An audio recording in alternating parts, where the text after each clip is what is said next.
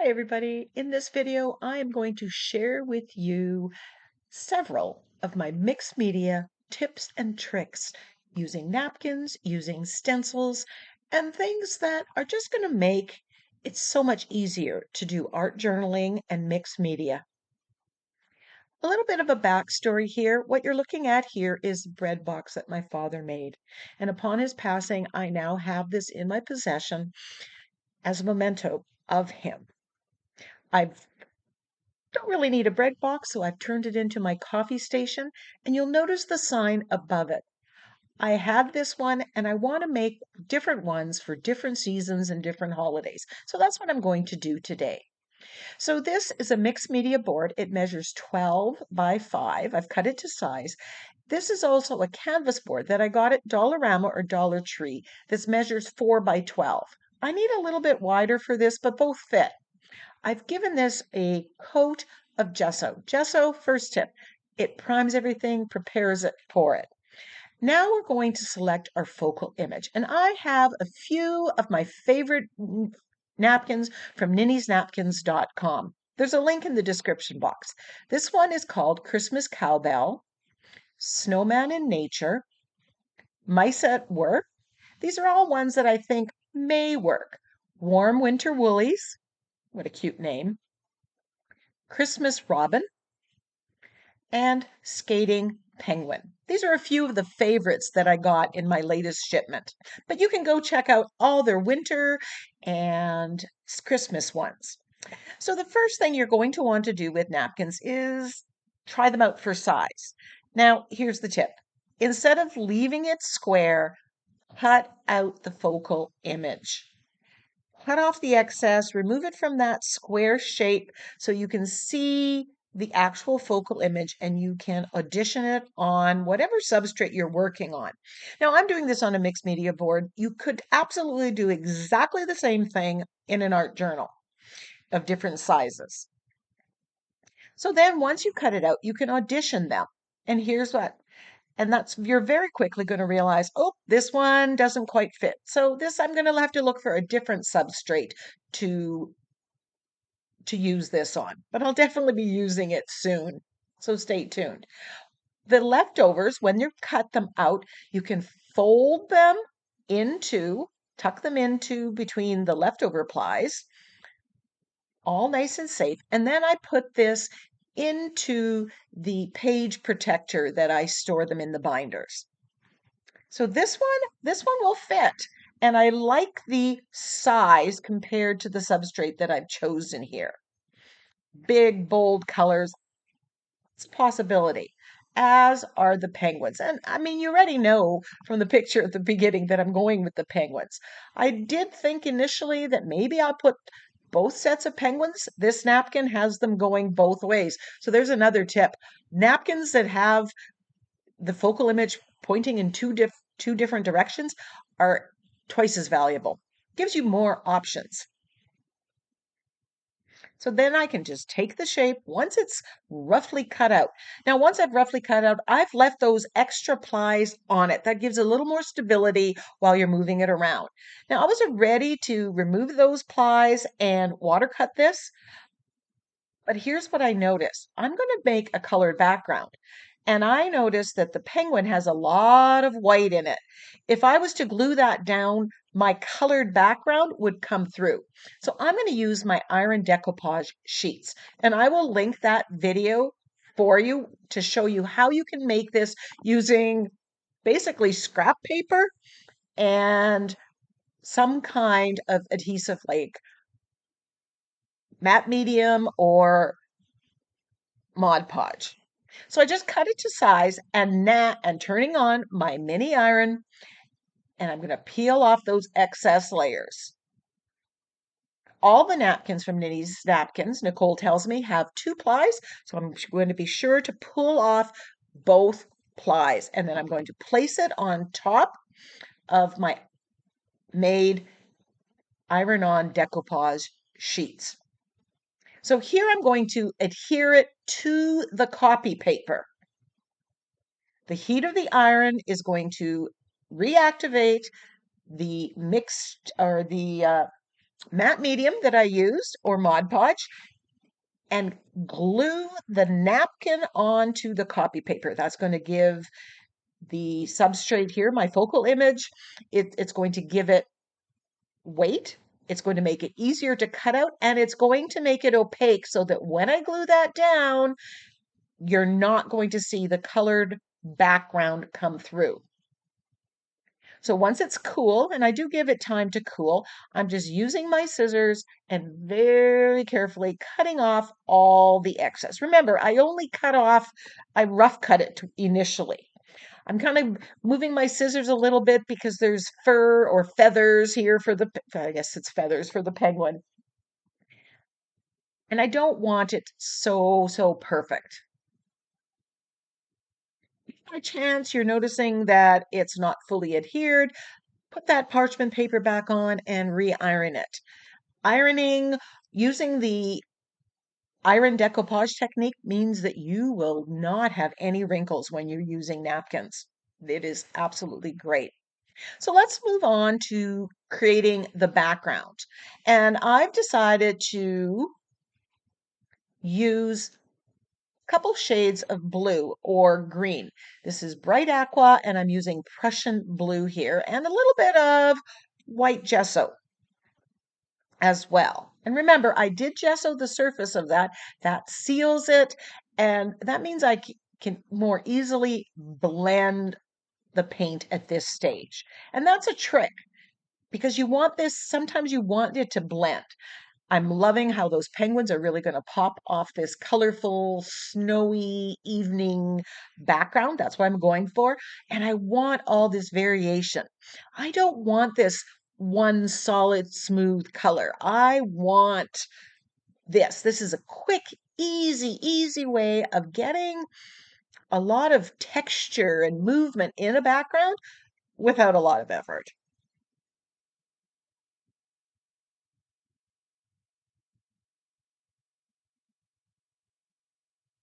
So I'm just going on. I like the lights, the darks, the different areas. I'm adding just a smidge of yellow in here, which kind of turns green, or this is green, yellow green, I guess it's called. Just it's just a little bit of a different tone. So we got variation in there, and that's going to make your background more exciting. Because all in all, this background is going to be fairly quick and easy. Why do difficult?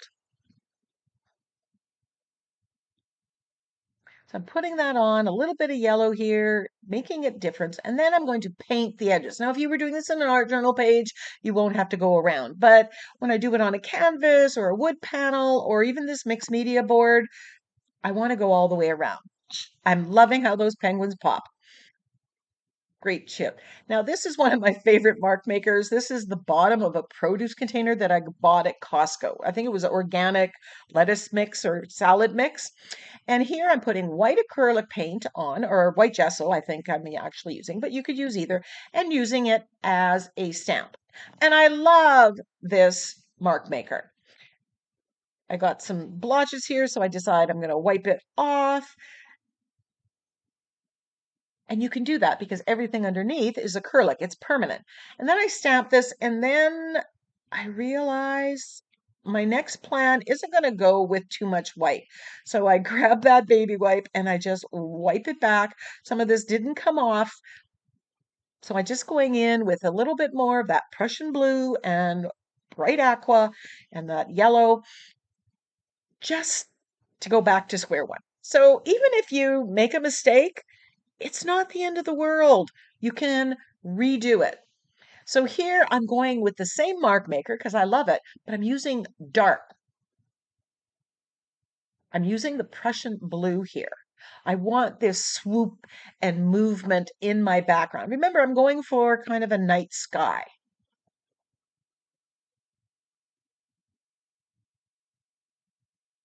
Oh, that looks so good. And I'm stamping.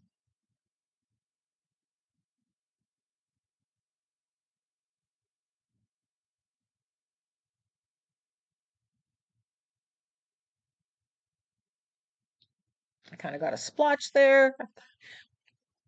But overall, what is. I just want some variation. And Just making sure I got some paint on there. And there we have it. Look at that background.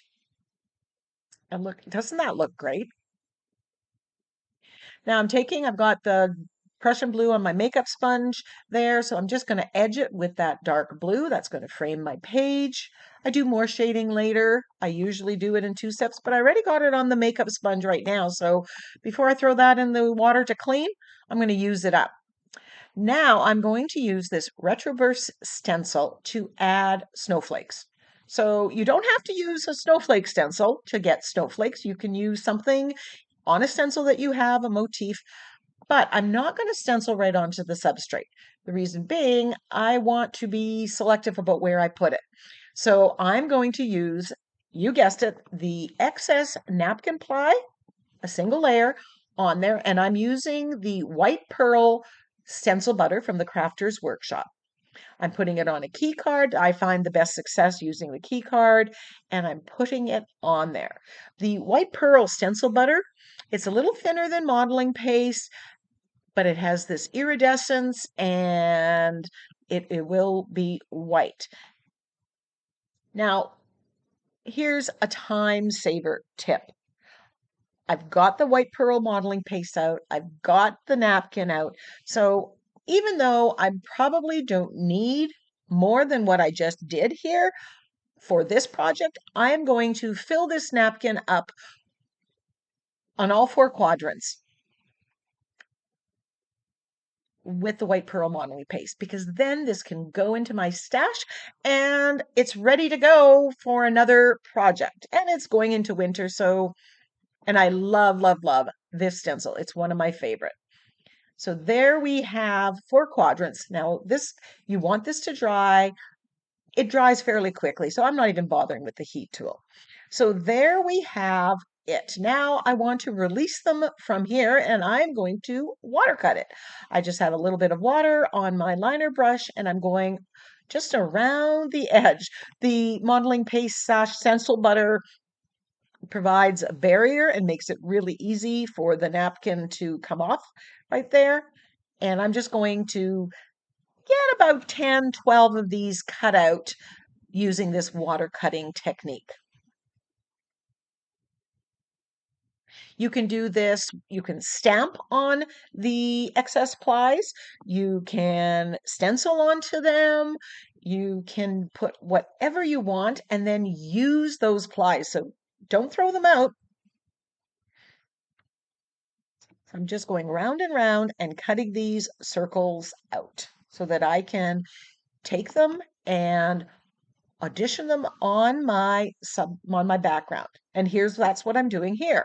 I'm positioning my focal image, the penguins, and I'm moving these around. Some are going off the edge. I can layer them up. And I play with this for a while, lots longer than what you're seeing in this video.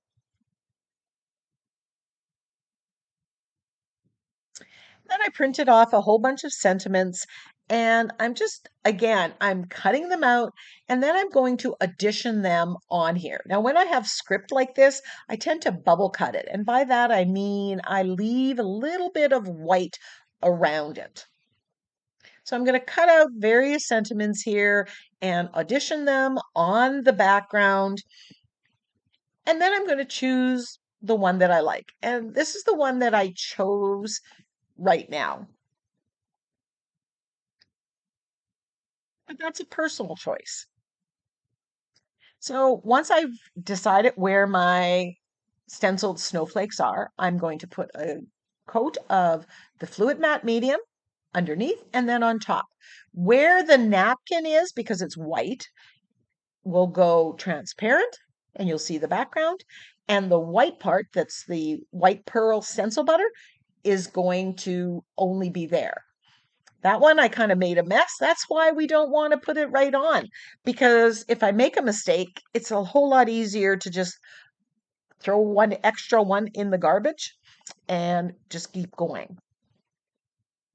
So it's kind of like no fail technique, no risk, because you could easily pull it off. You could easily move them around so you have an idea beforehand.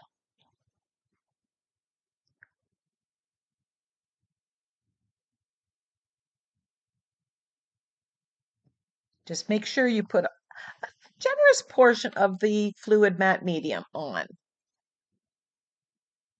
That way you get a better chance of it going completely translucent. And then I'm going to glue my sentiment down as well as my focal image. And I'm putting a good coat of that matte medium on top of my focal image and my sentiment because I'm going to do some shading and overpainting, and I don't want raw napkin or raw paper. I didn't like the white of the sentiment, so I just grabbed some of that Prussian blue and bright aqua that I use in the background and painted over the sentiment. I didn't want it so bright. I wanted the snowflakes and the focal image to be more forward. I'm shading around here with Prussian blue, and I thought that that was going to give me enough definition. But I found that I needed to come back with black. That gave me a little bit more there, and I like how the black of that kind of matches the black that's going to be on the penguins. And so then I also shade with the black all the way around my rectangular mixed media board. This mixed media board I cut from a 12 by 12 mixed media board that I got from the Crafters Workshop. I'm not sure. I don't know if they still sell them. If they do, that might be something you may want to pick up because you can cut it with an X-Acto knife to whatever size you want. So here I am now overpainting my focal napkin. I'm making it blue. I can add white. I'm using acrylic paints a little bit watered down.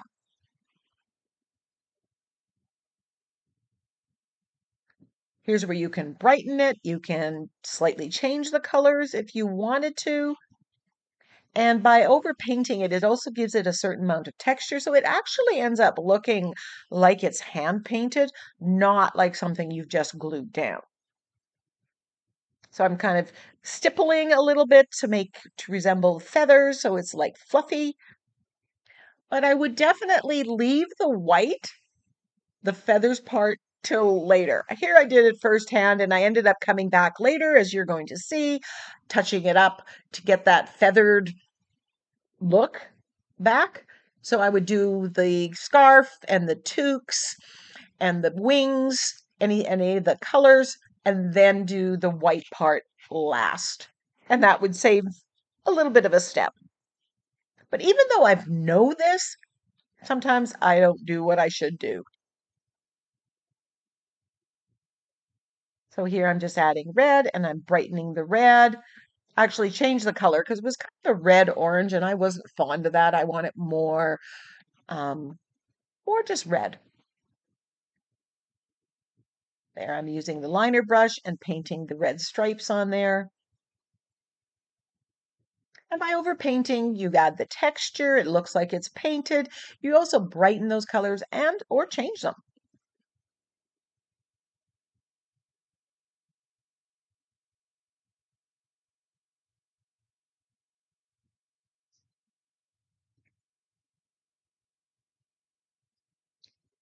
There, I'm just using the liner brush and the white just to add back that feathery kind of look.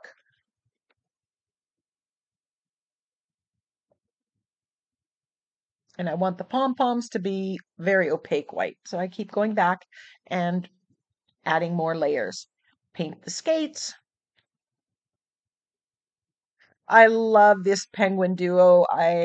This will be perfect on a card. I'm going to try it on a Christmas ornament. Different things. I've got a friend that absolutely loves penguins. So, and I have 4 duos on each napkin.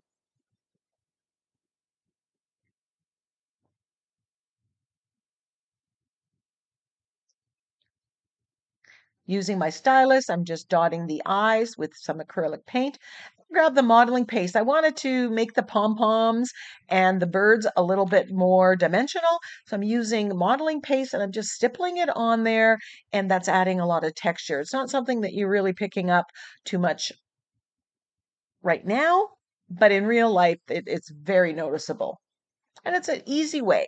Now you can buy snow that's in these containers, But I say if you can use something that you already have in your stash, why buy a specialty product? Look at what you have. Can you make what you have do two things or three things? Now I'm using my angle brush and I am using black acrylic paint and I am shading around the focal point. I'm adding some shadows and I'm making the focal point stand out more.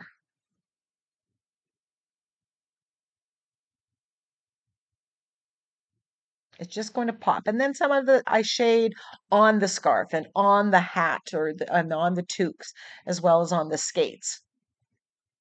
The shading takes some time. I start with one place and I work my way around and I just, you know, what looks good. I'm not really too worried about which way the light is coming and is this exactly um, correct. I just go with what looks best to me.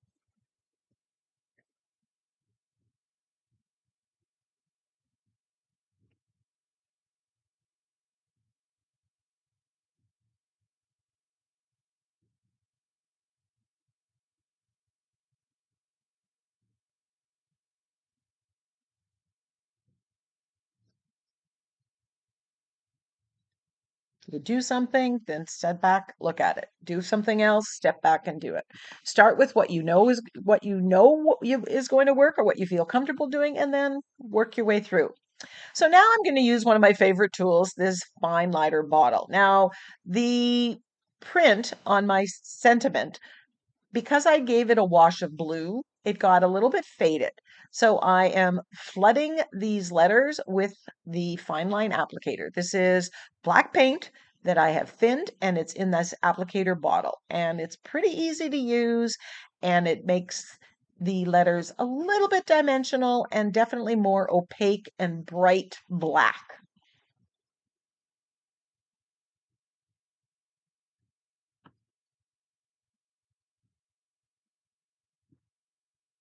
And then I'm going to make sure that dries before I do anything else because I don't want to put it in.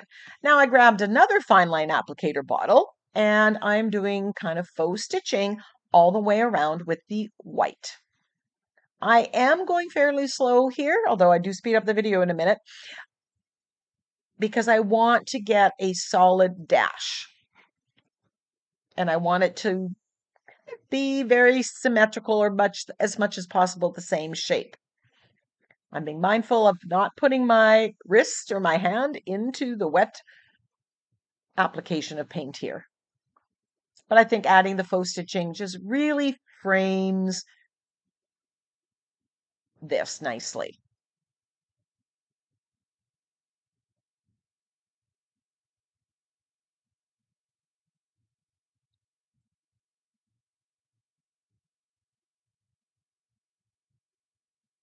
Now you think I'm done, but I grabbed the gold in my fine line applicator bottle and I'm flooding a dot in the middle of my stenciled snowflakes from that retroverse stencil. I like that little bit of gold, that little bit of bling. It kind of mirrors the beaks and the skates of the penguins. It just ties everything together. Now I'm using Polyvine Sparkling Glitter Paste Varnish to varnish this. This is completely dry now, and I'm just opening up this container and painting it. Now, I did get the Polyvine from Ninny's Napkins. I'm not sure that she still has this in stock, but there are Deco Arts, there are different brands, craft paints that have sparkle in them, different varnishes that have sparkle in them that you can use. Now, this goes on and it's cloudy. You can give it one or two coats. I just gave it one, and you're going to see the close up here once it's completely dry. Look at that fine glitter. I think that's just the perfect ending for this winter sign. And there's the original napkin. And there it is, sitting on top of my father's bread box in my coffee station. I hope you enjoyed this video. There are close-ups of the finished project. Let me know if you try any of these tips and tricks and how it went for you. I love to hear from you. Until next time, go get creative.